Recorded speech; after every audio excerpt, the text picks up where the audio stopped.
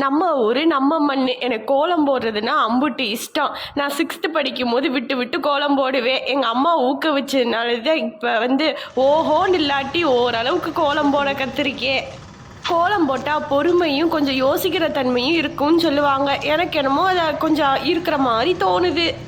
இந்த கோலம் ஓஹோண்டு இல்லாட்டி ஓரளவுக்கு சுமாராக தெரியுதுக்கு காரணமே பின்னாடி இருக்கிற மண்தரை தான். இந்த ஒன்றுக்காகவே எங்கள் அப்பா இதை சிமெண்ட் தரையாக்காம மண் தரையாக்குவார். கார்த்திகை மார்கழி தை மாதம் வந்துருச்சுன்னா எங்கள் அப்பா அந்த மண்ணை ஃபுல்லாக ரெடி பண்ணி சமப்படுத்தி அதில் சாணம் தெளித்து அழகாக வச்சு கொடுப்பாப்புல. அதுலேயும் எங்கள் அப்பா ஒரு டயலாக் அடிப்பாப்புல, ஏம்மா உன் காலை வச்சு வச்சு உன் காலிலே பாதி சாணம் வந்துடுதும்மா, மெதுவாக மிதிமா அப்படின்ட்டுவார்.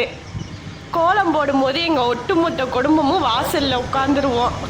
கோலத்துக்கு கலர் செலெக்ஷன் பண்ணும்போது எங்கள் அப்பா தான் இந்த கலரை கொடுக்கணும் அந்த கலரை கொடுக்கணும்னு சொல்லுவார்.